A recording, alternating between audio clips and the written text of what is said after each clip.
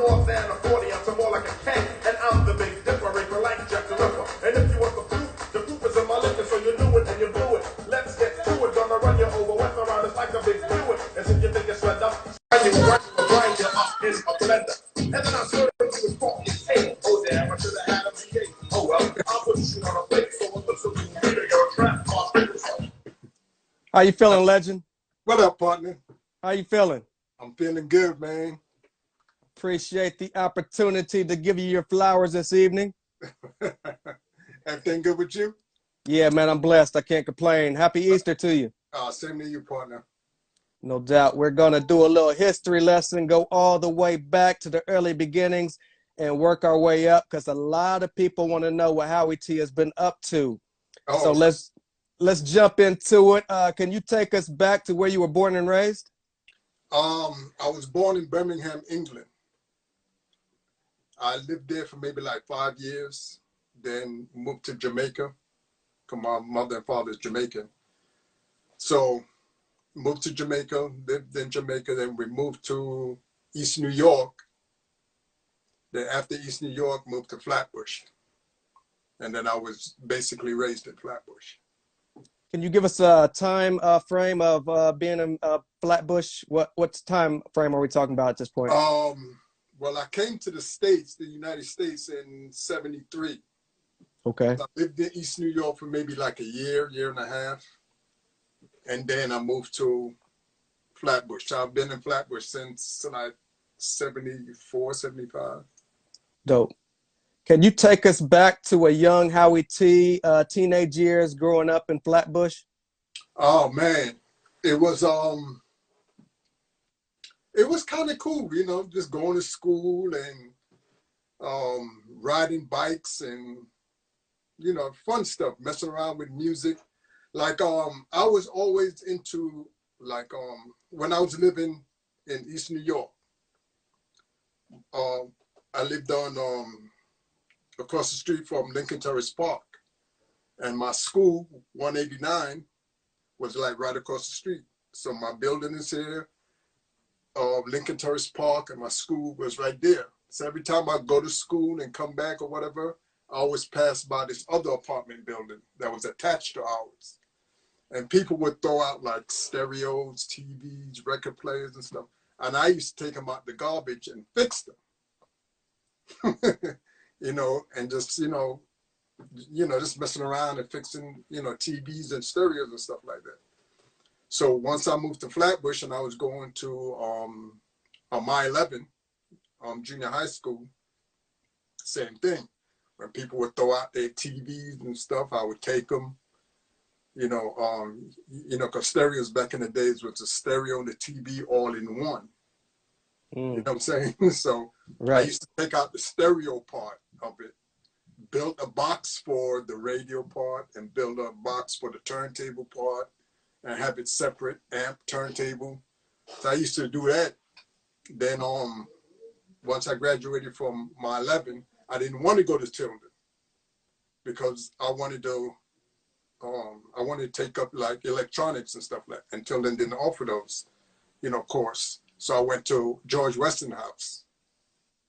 George Westinghouse was like an all-boys school and stuff like that. So I know I wasn't going to be distracted by the girls. Right. So I went to Westinghouse, George Westinghouse. You know, I made my own digital clock, fixed arcades and, you know, stuff like that. But in between all of that, I was really into, I forgot who it was that brought me my first, I guess, mixtape. It wasn't a Cold Crush. It wasn't Grandmaster Flash. It was, I'm trying to remember the name of the crew, but the DJ Fresh Crew? No, the DJ name was Rockin' Rob. And they had like a routine, Rockin' Rob with the Rock Creek Park. You know, the Blackbirds rocked it. And right. Rockin' Rob. So I used to listen to that tape, and then I ended up getting a Crash Crew tape, Grandmaster Flash tape with them, you know, doing the live beatbox and stuff like that. So I was like, man, that's hot, blah. And then I used to go to like my aunt's house and neighbor's house and trying to find records with break beats and stuff like that. So so I was doing that, you know, and then I end up DJing for like high school graduation, birthday parties, block parties, basement parties. So I was DJing, you know. As a matter of fact, my first 2 turntables and my mixer, my brother bought me because he noticed I was really into that stuff. So, and he never brought me headphones. Mm. So I used to, the first time I was DJing with 2 turntables was in my backyard. So I used, and the first record I was mixing back and forth was Rolling Stones' Miss You, right? So I didn't have any headphones. So I used to put my ear down to the, you know, because the groove would be so loud you could hear it if you put your ear to it. And that's how I used to mix, by hearing, you know what I'm saying? Gotcha. By hearing the needle, not hear, you know what I'm saying? Because I didn't have any headphones, so I couldn't cue. Right. So then, you know, I ended up finally getting some headphones, blah, blah, blah. So I was, you know, DJing at block parties and all that stuff. And I used to find out where, you know, Flash and all of them was getting their break beats, where one of the spots was Downstairs Records. It was a record shop that was in the subway. I think on 40, I think out of 46 or 47 or something like that. But a record shop was in the subway. And when you get off the train, there'd be a record shop right there. So that's why I used to go and get some break beats and stuff like that. So I just started going around to different record shops and finding break beats and just collecting records, because as a DJ, you need to have all the updated records and stuff like that. Right. Did you have a mentor earlier on? You mentioned getting into DJ. How did you get into DJ? And who were some of the influences earlier on that Howie T was looking up to? I mean, I wasn't really looking up to one particular DJ. I just, you know, because I had the tapes, the Rock and Rob tapes, the Grandmaster Flash, the Cold Crush tapes, you know, I just wanted to DJ because I'm hearing them DJing, you know what I'm saying? And, you know, when I was hearing the scratches, they were doing the scratches, I didn't know how they were doing it. I just figured it out, you know what I'm saying? So when I started to scratch on turntables, I wasn't doing it, and the method I was using wasn't because I saw another DJ do it, and that's how you do it to get that particular sound or whatever. I just figured out. I was like, okay, I'm hearing chicka chicka chicka. I was like, okay, how is he getting that sound? So I figured it out. I'm one of those figure it out guys. Right. You know what I'm saying? That's one of my things. I always figure stuff out. Like when I get like new equipment and stuff like that, I don't look at the manual. I figure it out. Gotcha. You know what I'm saying? Throughout this interview, I want you to tell us what equipment you're using, and then we're going to progress as time goes on. So during this time, what is Howie T using? Back then, I had a sampler called Instant Replay. It's like a little box. I'm trying to remember the name of the company, but it only sampled maybe like a second, something like that. And then if you move the pitch, if you slide the pitch to a lower octave, you get to sample more, but the quality would be, you know, not good. You know what I'm saying? Because it was really designed to sample maybe like a sound, like a kick drum or a snare or a one-hit sound. So I used to bring the pitch down to maybe like the middle and sample a record, you know what I'm saying? And then when you sample it, you have to trigger the sample exactly on the downbeat. You know what I'm saying? And then and then I had my 808, because I had an 808. I had a Yamaha. I had a Yamaha keyboard, a little keyboard like that. And no, before I had the 808, I had a Dr. Rhythm. I don't know if you know what a Dr. Rhythm looked like. It's a little beatbox, because I thought that's what Flash had. And I saw it in a store in Manhattan called Sam Ash. So I thought that was the beatbox Flash was using. So I bought that, and it wasn't. So I ended up having that. Before the Yamaha, I had a Casio keyboard. I think I still got it too. Hold up. I had a Casio keyboard. It was like a calculator. Wow. And you know the Jimmy Spicer, doom, doom, doom, doom, doom. He did it from this. They did it from this. So I had this, and I had the Dr. Rhythm beatbox. And then so I was using that. And then when we played at block parties, I ended up having a crew called the Short Shot 4 MCs. So it was, so it was Howie T and the Short Shot 4. So, when we used to do block parties and stuff like that, then, we'll have a routine. And then one of the routine was me playing the beatbox and they rhyming and stuff like that. So I used to program the beat and then play like a simple bass line with the Casio. I used to listen to certain songs and figure out how to, how the keys went, stuff like that. So there was a party I played at on Lennox, I believe it was, right? And the Disco 3 came there. The Fat Boys now, but they were called the Disco 3 before. And they wanted to get on the mic. So I made Buffy get on the mic. He was doing the beatbox. Marky D was rhyming, blah, blah, blah, stuff like that. And then I threw on my beatbox, and when it was my turn now to get back to playing music, I put on the beatbox, I turned on the Casio, and I was playing the bass line to Outstanding. Gap band. Everybody was like, whoa. You know what I'm saying? I mean, it wasn't a battle, you know what I'm saying? But due to the fact that, Buffy got on there, was doing the beatbox, and everybody was like, man, because that was like kind of like the first time we was hearing a human beatbox. Before Dougie, I was hearing, I'm quite sure Dougie was doing it then because he was the first one to do it. But we didn't hear it we didn't hear human beatbox until we saw, Buff. Right. So I had that, then I went to the 808, then I went to the Yamaha, then I went to the 606, the 303, the Elises, sequencer, and drum machine. I mean, I had a whole bunch of stuff, man. I don't know. I'm not gonna remember. There was a story that Sam Ash had an accident in their basement, and they were getting rid of their TR 808s. Is that where you acquired yours back then? No. I got mine when you know what's funny? I was in Manhattan and I was going to Sam Ash and I saw the 808 in the window. They were selling it. There was, the beatbox, they were selling it. So it was around Christmas time.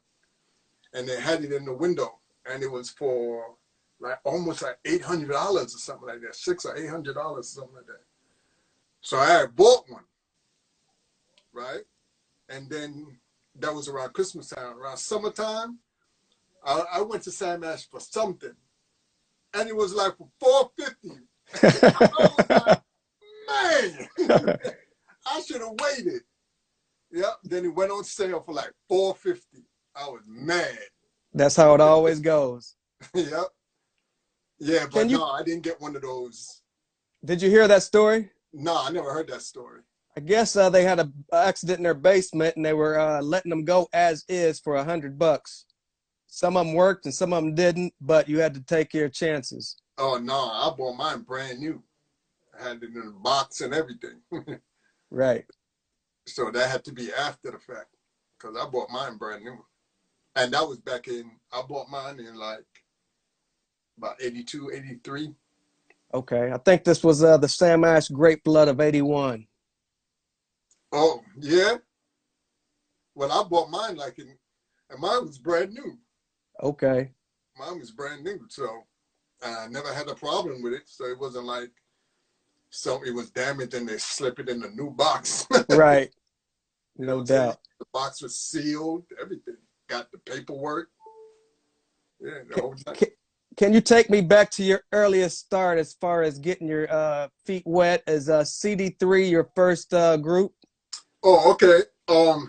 As a DJ, you had to keep updated with records. So one of the record spots I used to go to was called Rock and Soul in Manhattan, across the street from Macy's, and in Madison Square Garden. There's a record. I don't know if it's still there. I doubt it. So I used to go there all the time. You know, that was one of my stops in Manhattan. You know, for check for, you know, see if they got new records in and stuff like that. So I was there one day and I was leaving, and this guy named Peter Allen. He had like a little tape recorder, and he was stopping people and playing a rap song that, you know, he was working on. You know, he wasn't in the group or nothing like that. He had the group in the studio. So I guess he was managing them or whatever. So in the middle of them making the song, he wanted to get like opinions to see what they could do better to the song, blah, blah, blah. So I was one of the guys he stopped and he played it for me. And it was some song called Fresh Beat. That beat is fresh beat. And I was like, nah, man, ain't nobody want to hear that. So he asked me if I wanted to come in the studio and help them work on the song. I don't know what made him think I've never been to a studio before. I've never tried to work, you know, record a record before. But he asked me if I wanted to come in, you know, and help with the song. So I said, okay. So I think that was on a Wednesday. He wanted me to come down there that Saturday. So I told my homeboy Carlos, who used to manage, you know, the short shop for, and, you know, how was he in the short shop for? You know, he's the one that would get us block parties and stuff like that to play it. So I told him about it. So he came down there with me, right? So we was in the booth and we were saying the same corny line, fresh beat, that is fresh, blah, blah. And then it was going on, and then it just wasn't coming out right. So he asked us if we had a song that we wanted to record. We didn't, but we said, yeah, we got a song. Right? So he said, all right, bring it down to the studio. Let us check it out, blah, blah, blah. So I went home. I came up with the beat within maybe like a day or two, maybe 3 days, you know, the whole thing. And then one of the guys from Short Shop 4, this guy named Lil T, unfortunately, he was in jail.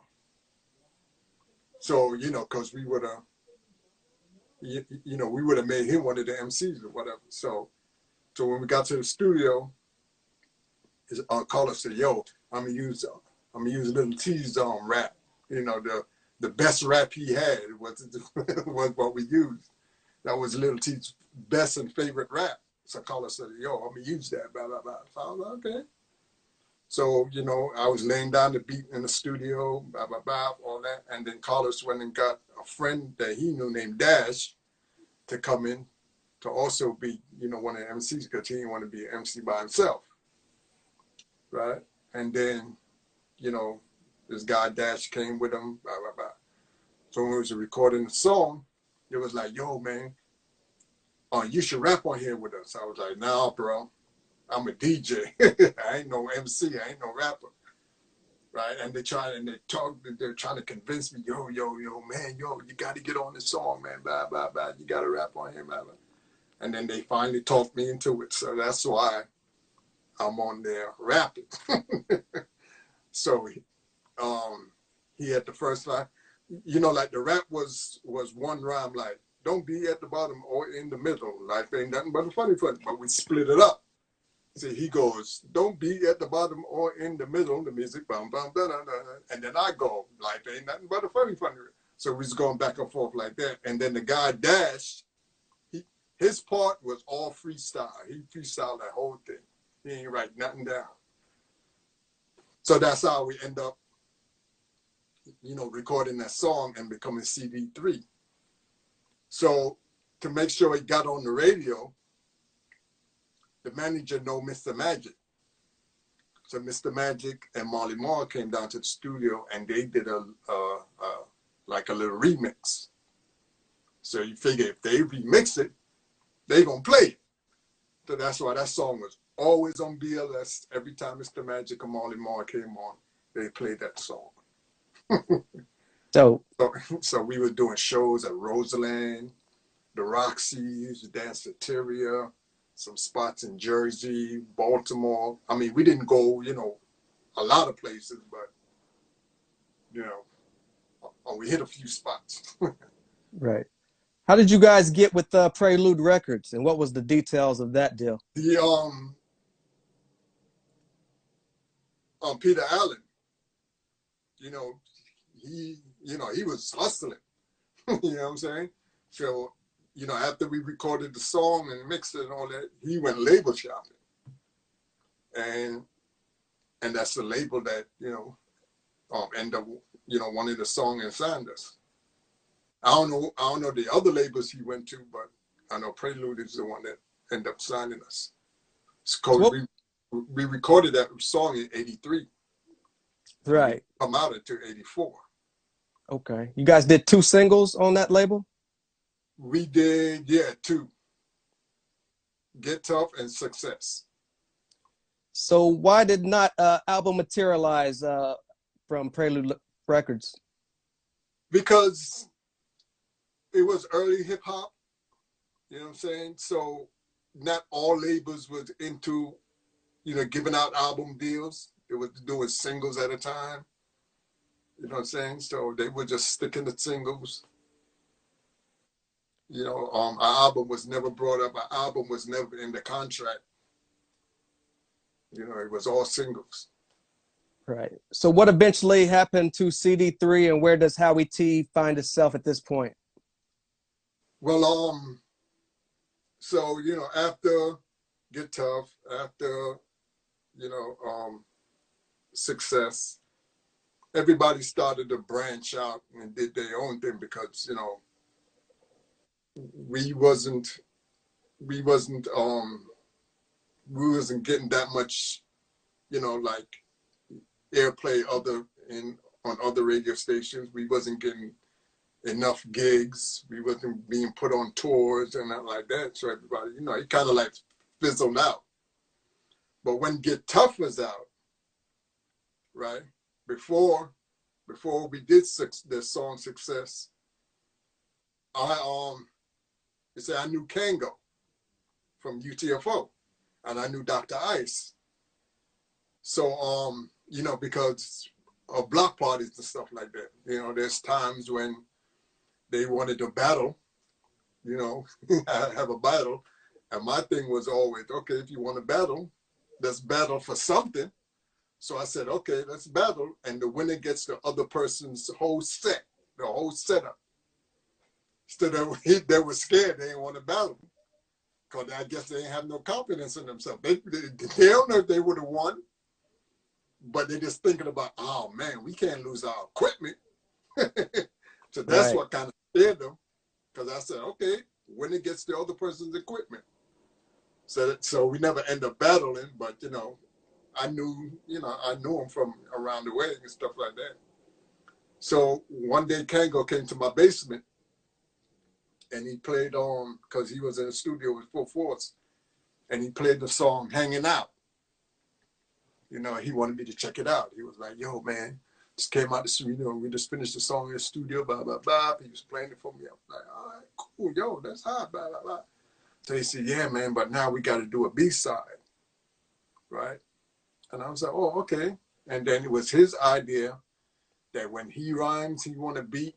When Dr. Ice rhymes, he want Dr. Ice to have a different beat. When Educated Rapper rhyme, he want Educated Rapper to have another beat. So I said, okay, cool. So he programmed his beat, you know, on my 808. I'll program Dr. Ice beat. And then I said, yo, when it comes to Educated Rapper, sample and loop big beat. Because when y'all play at block parties, and when that beat come on, and Educated Rapper raps on that beat, yo, he rides that beat. It fits his flow, his voice, and he was always doing that. She said her name is Mary, and then he always had that rhyme. So, you know, I didn't know that's what the rhyme he was going to use, but when he did that rhyme on Big Beat on the block parties, it was like, yo, it was hot. So I was like, yo, so I couldn't go to the studio with him because I was working on Success, the record Success with CDIII. So I gave him my 808, I gave him the sampler, and he took it, you know, to the studio, and then they did what they did, and then that was the, you know, and that was the outcome. So, you know, so once that record came out, and it was, you know, it's blowing up, then when they finally got their second Real Roxanne, because the Roxanne that I DJ for wasn't the first one. It was another girl that was the Real Roxanne first. I don't know, they had, her and Full Force had some kind of, you know, issue or whatever, so they got rid of her and they got, you know, Joanne, you know, Roxanne, the now Real Roxanne. Right. So has a good looking out, Kango asked me to, you know, to be her DJ. So when she go out on the road, she have a DJ. So I was like, all right, cool. So that's how I end up, and that's how I end up, you know, being in the Full Force clique.